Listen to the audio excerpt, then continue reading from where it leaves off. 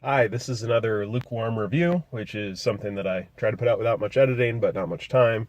And today we're talking about Killing Gunther, directed, written, everything by Taron Killam, who was from SNL for a couple years. He was a really good performer there.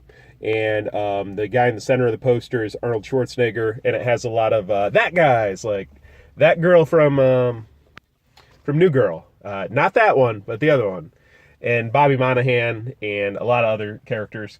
It is a mockumentary about six hitmen who are trying to assassinate the top hitman, whose name is Gunther.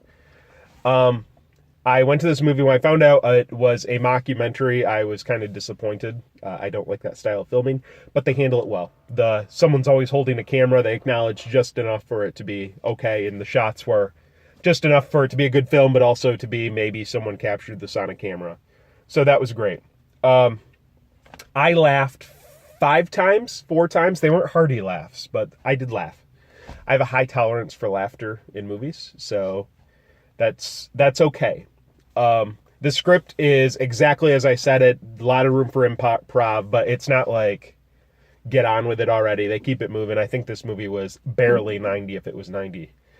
So Arnold Schwarzenegger is the guy everybody's after, and he is in the shadows until the last 15 to 20 minutes of the movie. And I think that's because they didn't have Arnold Schwarzenegger until the end. And that's okay. And his 20 minutes at the end are really great.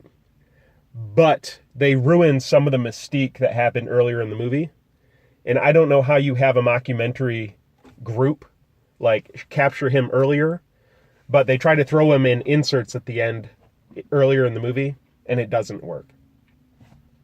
And at the end, he has this pretty decent dialogue on how millennials are entitled to everything. Because he's 70 and all the other assassins are between 25 and 40. So I guess millennial-ish. And he has this good monologue. And I'm like, yeah, I resonate with that. They all want to kill him. But that was not reflected in a single performance. All the characters were one note. It wasn't an annoying note, but they got through it. Like one guy had his arm cut off and he has an electronic hand, and I knew that was going to result in his death, and it did. And everyone else had a specific point where, oh, it came back to him. I don't believe this is going to be a cult classic like they are hoping it is. They did a really good job with low budget. The effects are intentionally cheesy, but it's not going to resonate over time. It's funny for what it was. I'm sure they had like no money to work with. And Arnold Schwarzenegger, for his 20 minutes, does a really good performance. But then they have the main confrontation, it gets resolved, and then there's a postscript where I feel like Arnold Schwarzenegger just got a chance to vamp, and that's kind of terrible. It's the last 3 minutes of the movie. It doesn't ruin anything in the movie, but it's like, oh, you had these clips and you just had to throw them in. But overall, Killing Gunther, I forgot if I'm rating things on this.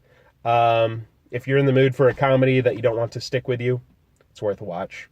When it eventually arrives on Netflix or whatever, because I think this is a really small release from Saban Films, it's worth checking out. If you don't like it in the first 5 minutes, you won't be surprised by anything in the next 85.